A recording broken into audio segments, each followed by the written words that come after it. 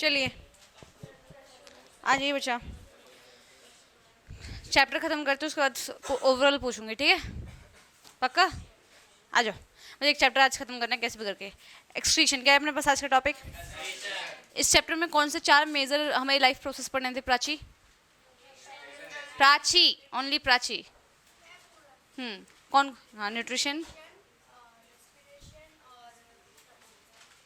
Trans, आई बात समझ, जिसमें हम ऑलरेडी 3 कर चुके हैं, जिसमें पहले न्यूट्रिशन में 4 हेडिंग थी, रेस्पिरेशन में 6 हेडिंग थी और ट्रांसपोर्टेशन में अपने पास 3 हेडिंग थी। अब एक्सक्रीशन में देखो बच्चे, एक्सक्रीशन में मात्र 2 हेडिंग है। कितनी हेडिंग है? आई बात समझ, दैट इज एक्सक्रीशन क्या होता है, ठीक है? फिर इसमें आप टाइप्स ऑफ मेटाबॉलिक वेस्ट पढ़ोगे। क्या पढ़ोगे? पहले तो आप याद रखना बच्चा, चलो पहले पढ़ लो फिर इसको समराइज कर दूंगी, ठीक है? तो बच्चे 2 वर्ड मुझे पहले समझाने थे। एक अभी तो हम क्या पढ़ रहे हैं? एक्सक्रीशन। क्या पढ़ रहे हैं? एक्सक्रीशन, चौथा मेजर प्रोसेस पढ़ रहे हैं। लेकिन उससे पहले हमने एक वर्ड पढ़ा था, इजेशन और एक्सक्रीशन। दोनों में फ़र्क क्या है?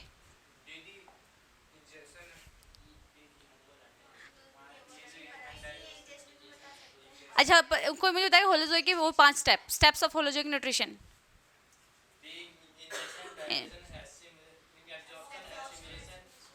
इजेशन, इजेशन, ठीक है? तो इजेशन क्या था वहाँ पे? What is egestion? Removal of undigested और अनएब्जॉर्ब फूड, ठीक है? तो वो फीकल मैटर के फॉर्म में हमारी बॉडी से बाहर निकल रहा था, उसको इजेशन बोलते हैं। क्या बोलते हैं? इजेशन। और अभी हम क्या पढ़ रहे हैं? एक्सक्रीशन। क्या फ़र्क है दोनों में? पहले भी बता रखा है, एक बार बताया था मैंने। हम इजेशन वहाँ पे क्यों बोल रहे हैं, वहाँ पे एक्सक्रीशन क्यों नहीं बोल रहे? और ये इजेशन हम फिर से क्यों पढ़ रहे हैं जब इजेशन पढ़ चुके हैं? तो अगर दोनों चीज़ें एक ही हैं तो हम दो अलग अलग क्यों पढ़ रहे हैं इनको? अच्छा, हमारी बॉडी में एक ही टाइप का वेस्ट बनता है। हाँ विशाल, बहुत बढ़िया। भावना बोलो। भूल गए आप। इल्मा का भी हाथ उठ रहा है। हाँ हाँ इल्मा, कुछ कह रहे हो? सादिया कुछ कह रहे हो बच्चा?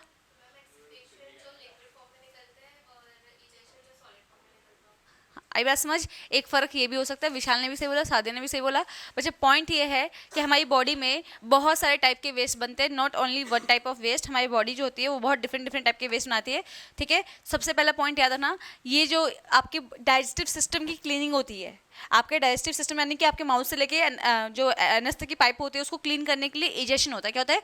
इजेशन। और उसमें सारा जितना भी अनडाइजेस्टेड या फिर अनएब्जॉर्ब फूड होता है, मैंने आपको बताया था कि डाइजेशन लास्ट कहाँ तक होती है? ड्योडेनम। ड्योडेनम के बाद खाना डाइजेस्ट। अब जितना हो गया, जितना नहीं हुआ वो सारा अनडाइजेस्टेड रह जाएगा और वो अनएब्जॉर्ब रहेगा। तो वो धीरे धीरे हमारे लार्ज इंटेस्टाइन से ज़्यादा ज़्यादा वो रेक्टम में स्टोर हो जाएगा और फिर अल्टीमेटली हम उसे फीकल मैटर के तौर पे बाहर निकाल देंगे। उसको इजेशन बोलते हैं। यानी कि आपके डाइजेस्टिव ट्रैक की क्लीनिंग जो होती है वो इजेशन कहलाती है, जो कि सॉलिड फॉर्म में निकलता है फीकल मैटर आपका। एक्सक्रीशन क्या होता है बच्चा? अब हमारी बॉडी में बहुत सारे सेल्स हैं, मैंने आपको बताया बहुत सारे सेल्स में कोई ना कोई मेटाबॉलिज्म चल रहा है, यानी कोई ना कोई केमिकल रिएक्शन चल रहा होता है, ठीक है हिमांशी?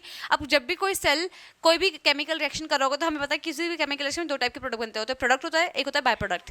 प्रोडक्ट तो हमारी बॉडी यूज़ कर लेगी, बाय प्रोडक्ट क्या करेगी? वो बाय प्रोडक्ट जो होता है सेल वो ब्लड में दे देता है। किस में देता है?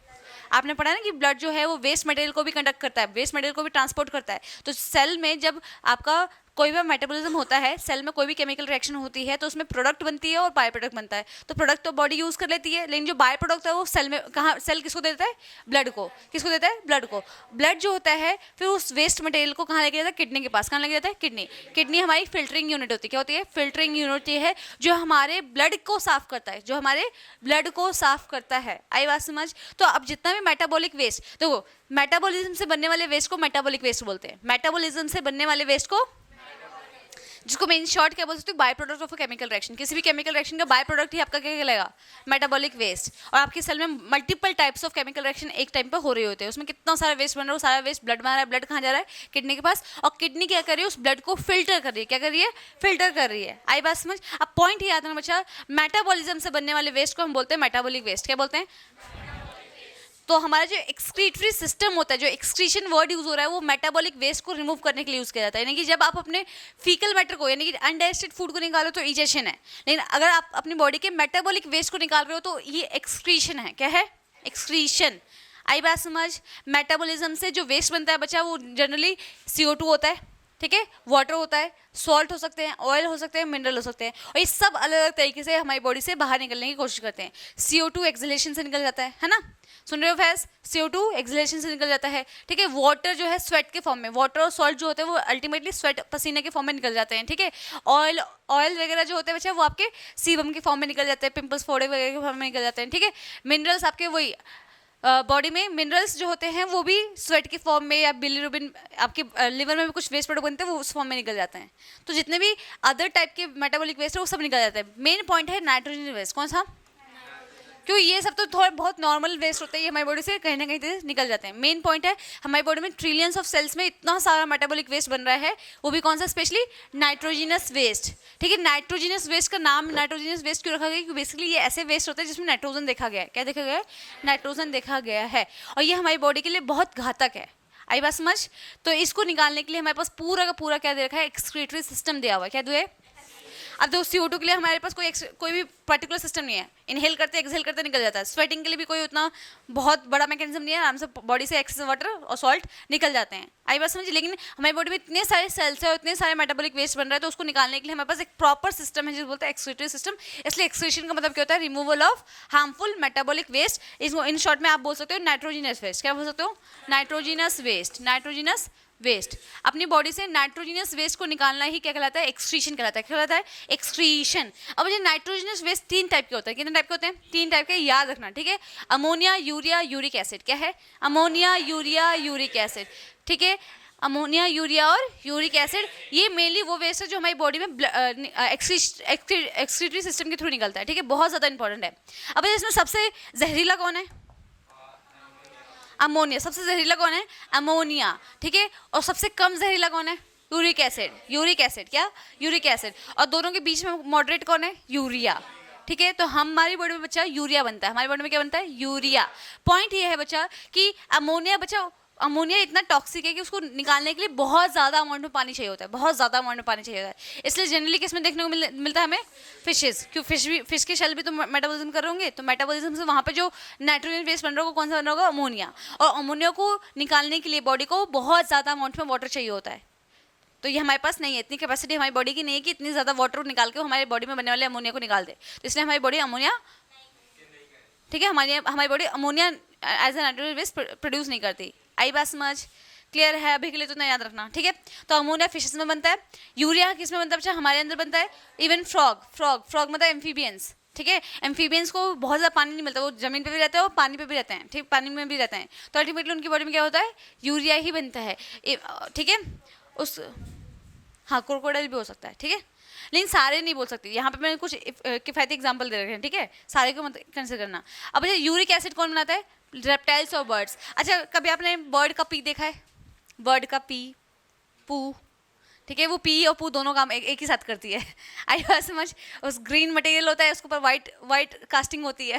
ठीक है, और हल्का सा लिक्विड होता है। तो बच्चा ये एग्जैक्टली क्यों होता है, क्योंकि जो आपकी बर्ड होती है उसके पास बहुत ज़्यादा अमाउंट में पानी नहीं होता, और इसलिए उसकी बॉडी में भगवान ने क्या रखा है, यूरिक एसिड रखा है। यूरिक एसिड को रिमूव करने के लिए बहुत ज़्यादा पानी की ज़रूरत नहीं होती, इसलिए उसका जो भी फ्लूइड मटेरियल मतलब जो भी नाइट्रोजनस वेस्ट होता है वो एज अ सॉलिड वेस्ट निकलता है, एज अ सॉलिड वेस्ट के साथ ही निकल जाता है। आइए बस समझ, जो वाइट वाला कास्ट होता है वो ग्रीन वाला पार्ट तो उसका फीकल वेस्ट है, और जो वाइट वाला एरिया होता है वो उसका क्या लगता है, यूरिक एसिड यानी नाइट्रोजन वेस्ट है। दोनों साथ में एक्सिट आउट कर देती है।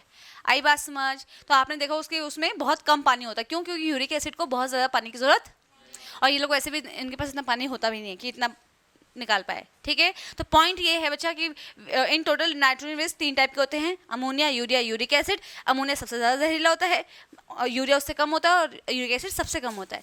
यूरिया को अमोनिया को निकालने के लिए ज़्यादा पानी चाहिए होता है, यूरिक एसिड को निकालने के लिए बहुत कम पानी चाहिए होता है, और यूरिया को मतलब इससे कम इससे ज़्यादा चाहिए होगा। ठीक है, पॉइंट ये है कि किस में देखने को मिलता है, फिशेज़ में। ये हमारे अंदर क्या है, यूरिया।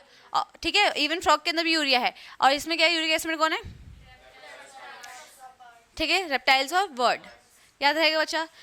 एक पॉइंट और याद रखना बच्चा, जिनकी बॉडी में ammonia as a nitrogenous waste बनता है उनको अमोनोटैलिक ऑर्गेनिज्म बोलते हैं। क्या बोलते हैं, अमोनोटैलिक। क्या बोलते हैं, अमोनोटैलिक ऑर्गेनिज्म। क्या बोलते हैं, अमोनोटैलिक ऑर्गेनिज्म।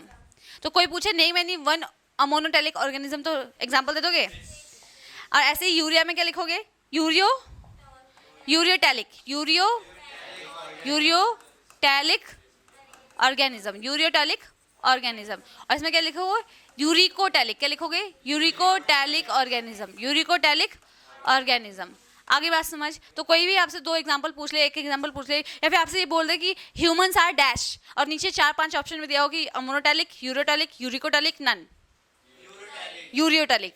ठीक है, तो human beings are ureotelic because our body produce urea as a nitrogen waste. ठीक है, ऐसे फिश के लिए कोई पूछ ले तो क्या लिखोगे? अमोनोटैलिक। बर्ड के लिए क्या लिखोगे आप? यूरिकोटैलिक। बच्चे यहाँ पे देखो यूरियो है, ये क्या है? यूरियोटैलिक। और यहाँ पे क्या है? फर्क है? ठीक है, क्लियर है? अच्छा, अब अच्छा नेक्स्ट देखो। हाँ, अब अपने पास क्या है? Human excretion in human. क्या है? Excretion in human. अच्छा, एक्सक्रीशन इन ह्यूमन से पहले एक छोटू सा टॉपिक मैं आपको और ऐड कराना चाहूंगी यहाँ पे कि आपके पास एक्सक्रीशन जो होता है बच्चा, वो यूनिसेलुलर और मल्टीसेलुलर दोनों में देखने को मिलता है। एक्सक्रीशन जो होता है, एक्सक्रीशन का जो प्रोसेस, बच्चा एक्सक्रीशन की स्पेलिंग आता ना, एक्सक्रीशन होता है, और बच्चे ए भी लगाते हैं, एक्सक्रिएशन कर देते हैं। एक्स को क्रिएट कर दो, नहीं क्रिएशन नहीं है, क्रीशन है। ठीक है, एक्सक्रीशन। ठीक है, एक्सक्रीशन हमें कहाँ कहाँ देखने को मिलता है? यूनि में भी देखने को मिलता है और मल्टी में भी। यूनिसेलुलर क्यों? एक सेल तो वो भी है, तो सेल तो मेटाबॉलिज्म कर ही रहा होगा, तो मेटाबॉलिक वेस्ट तो बनेगा ही बनेगा। यूनिसेलुलर ऑर्गेनिज्म भी होता है हमारे पास जिसमें मेटाबॉलिज्म चल रही होती है, और मल्टीसेलुलर में तो होती है ना। तो पॉइंट ये है बच्चा कि यूनिसेलुलर ऑर्गेनिज्म कैसे अपना नाइट्रोजनस वेस्ट को निकालते हैं, कैसे अपने मेटाबॉलिक वेस्ट को बाहर निकालते हैं, बताइए? हाँ, अमीबा याद आ रही है? उसको तो कभी मत भूलना, वही आपको पास कराएगी बोर्ड में। पैरामीशियम को भूल भी जाओ तो कोई दिक्कत नहीं है, अमीबा को मत भूलना। ठीक है, ये न्यूक्लियस है, ये उसका वैक्यूल है, ये इसका साइटोप्लाज्म है। क्या है? साइटोप्लाज्म। अब अच्छा, इसके आसपास क्या होगा? वाटर, क्योंकि ये एक एक्वाटिक ऑर्गेनिज्म है। ठीक है, मतलब ह्यूमिड एरिया में पाई जाती है। अब पॉइंट ये है बच्चा, सुनेंगे कि इसकी बॉडी में बहुत सारा वेस्ट बन रहा होगा, क्योंकि ये भी एक सेल है, इसके अंदर रेस्पिरेशन हो रही है, डाइजेशन हो रही है, पता नहीं बहुत सारी केमिकल रिएक्शन हो रही है। तो ये अपने बॉडी में बनने वाले मेटाबॉलिक वेस्ट को डायरेक्टली क्या करती है? डिफ्यूज आउट कर देती है। क्या करती है? डिफ्यूजन के थ्रू अपनी बॉडी का बनने वाला नाइट्रोजन वेस्ट निकाल देती है। ठीक है, डिफ्यूजन के थ्रू मेटाबॉलिक वेस्ट को बाहर निकाल देती है। ठीक है, तो स्मॉलर ऑर्गेनिज्म यानी कि एक आपके मेटाबॉलिक वेस्ट होगा, नॉट मेटाबॉलिक वेस्ट। ठीक है, तो यूनिसेलुलर ऑर्गेनिज्म में कोई दिक्कत ही नहीं है, वो नॉर्मल डिफ्यूजन करते हैं और सारा काम खत्म। ठीक है, लेकिन हमारे जो मल्टीसेलुलर ऑर्गेनिज्म होता है बच्चा, यहाँ पे हमारे पास क्या होता है बच्चा? यहाँ पे we need of a complex system for excretion. इसी को बोलते हैं एक्सक्रीटरी सिस्टम। क्या बोलते हैं? Excretory system. तो बच्चा एक पॉइंट आता है, यूनिसेलुलर ऑर्गेनिज्म में डायरेक्टली डिफ्यूजन के थ्रू सारा काम हो जाता है, लेकिन मल्टीसेलुलर ऑर्गेनिज्म में ये मेटाबॉलिक वेस्ट को निकालने के लिए प्रॉपर एक सिस्टम होता है जिसको हम ह्यूमन एक्सक्रीटरी सिस्टम बोलेंगे। क्या बोलेंगे? Human excretory system. ठीक है, इसको हम बाद में देखेंगे, इसको तो हम बाद में देखेंगे, इसको साइड कर दो आप। ठीक है,